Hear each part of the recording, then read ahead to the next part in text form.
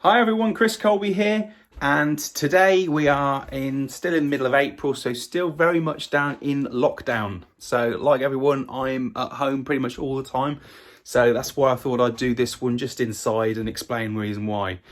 So I wanted to do this video just to sort of talk to you. Okay, we've been in lockdown, but what kind of things have I been doing since we've been in lockdown?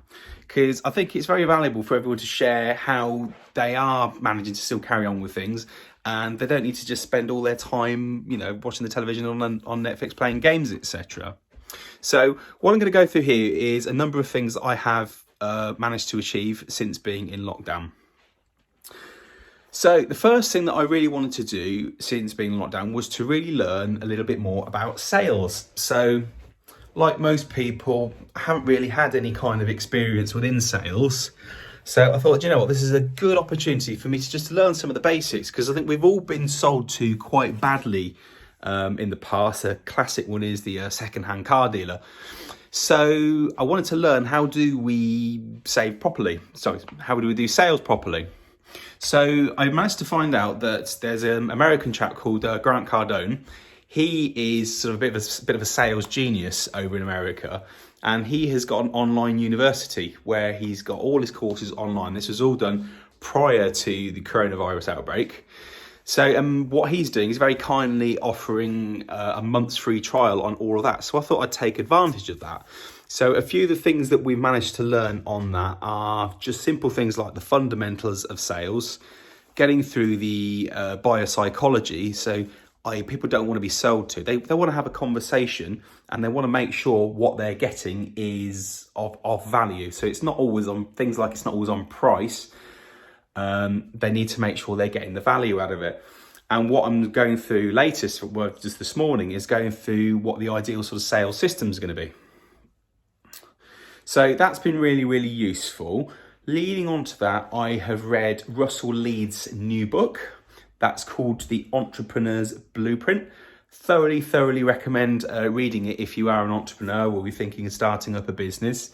It's a fairly short book, so you can read it within a couple of days, really. But what he talks about there is just considerations to have when you're starting a business, such as when you're starting a business, you always want to be thinking about, okay, well, how can I fire myself, basically?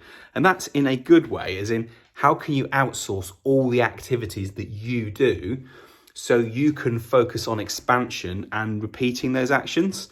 So in his book, he talked about how he started up an entertainment company. And what he did, rather than doing all the entertainment work himself, he outsourced that he basically trained other people up, outsourced that work, and then was able to expand it. So he had a team of something like 30 entertainers doing this entertainment for him. So I think that's a really, really good consideration, because I particularly don't want to be someone that's, working all the time and my business is reliant on me showing up. So that's partly one of the reasons why I left work to do all of this. So really good read in that aspect. And he does talk about sales as well. So he's got his sales, and he does talk about sales as well. So he's got his sales system, which he calls the winner sales system. So that's really, really, really worth reading as well. I won't go into too much information on this kind of video, as this is just a sort of a video log. Third thing, more training. So I went on a couple of webinars just around property, just to get some people's ideas of what's going to happen with the property market, and as landlords, what should landlords do? So it was hosted by Simon Zucci and quite a few other people who are very well known in the property industry. And from that, I went on a free webinar about development, and that's as in property development. So property development is something that I ideally would really, really like to get into after I've sort of built up a bit more of a portfolio of houses.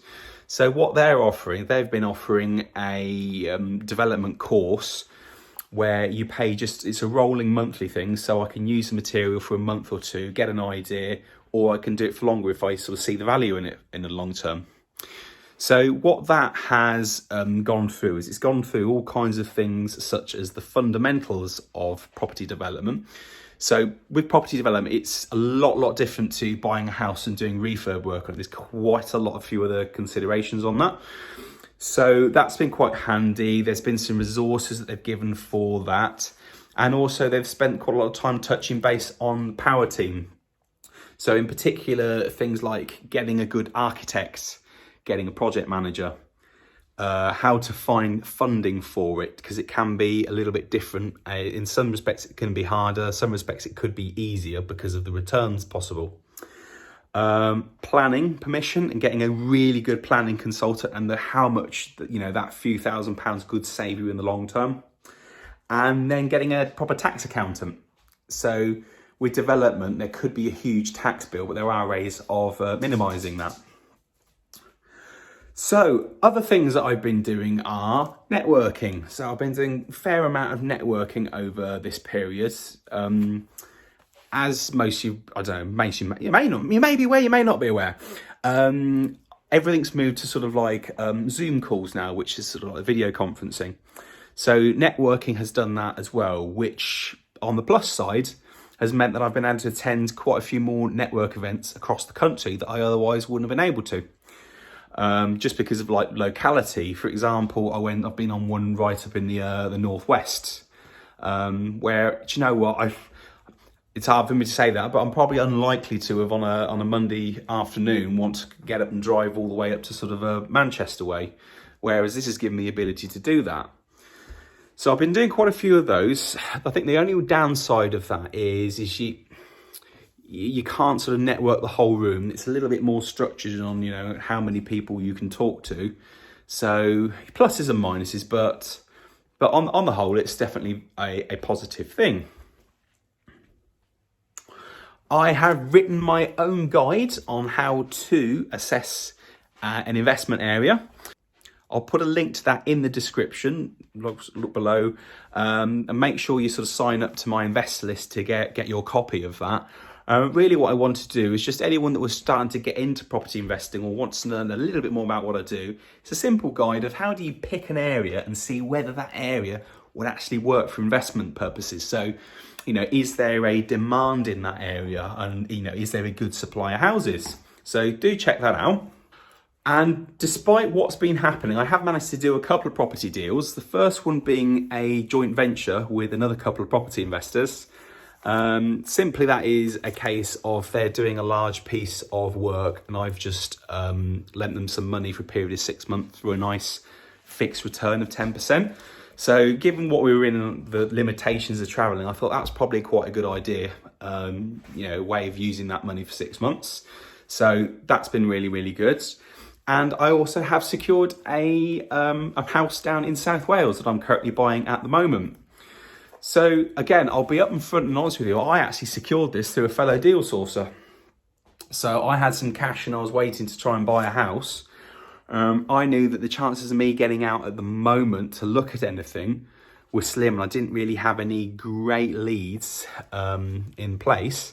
And I looked at it, I did all the figures and thought, well, even paying a sourcer a fee, do you know what? It was a no-brainer. It's a really, really, really good deal. Basically, I'm buying it for about 42 grand.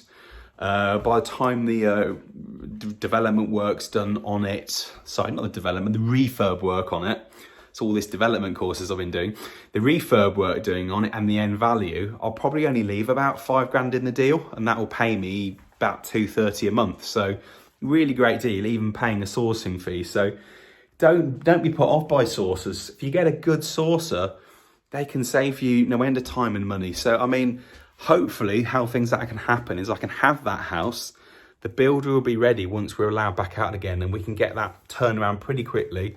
I can get that cash back and recycle it on the deal. So always, it's always worth looking at a sourcer. And finally, what I have been doing is I've been working on looking for a rent-to-rent serviced accommodation deal. So the serviced accommodation sector has been hit really badly by this, just because everyone's stopped travelling and no one wants to stop anywhere. A few people have done all right by sort of advertising their units as Covid-19 sort of isolation shelters, which is all being well, but most people don't want that because they're at home. So there's only a limited number of people that really want that. But I've taken the view, and I think quite a lot of other people have as well, that once we're over this, people are going to want to start travelling again, but they might necessarily want to be sort of trapped on a plane with 250 people. So they might be put off of flying, and that's even if the airline industry survives as we know it, because they're not doing well at the moment. So people probably will want to do a holiday in the UK. So as a result, I think service accommodation Airbnb could be a pretty good shout. I mean, I'm just looking locally in Northampton. As most of you know, Northampton is not particularly a holiday hotspot, but even so, business have been kind of not partially shut down for the last few months. Everyone's going to need to start moving again and have these meetings that they put off for the last month and a half now. So people will start moving around again. So although it's not great at the moment, I think long-term service accommodation is still a good bet. So I am still looking at that. I'm working on one, trying to secure one at the moment. I'm just trying to make the deal work for both me and the landlord of the property. So there you go. That's what I've been up to in the last month on a high level. Comment below and let me know what you've been doing. I'm really keen to know how people are using this time. And hopefully, if you have been feeling in the dumps, hopefully this just been slightly inspirational for you, that you can still get things done. You can still buy properties even though we can't get out. I mean, interesting, with that property that I'm buying, the surveyor is going out this week because no one's lived in it for the last, I think it's about 12 months. The surveyor's going out this week. So they are still getting things done. You can ring estate agents. They will ring you back. So go for it. You can still get things done. Anyway, speak to you guys soon. Take care.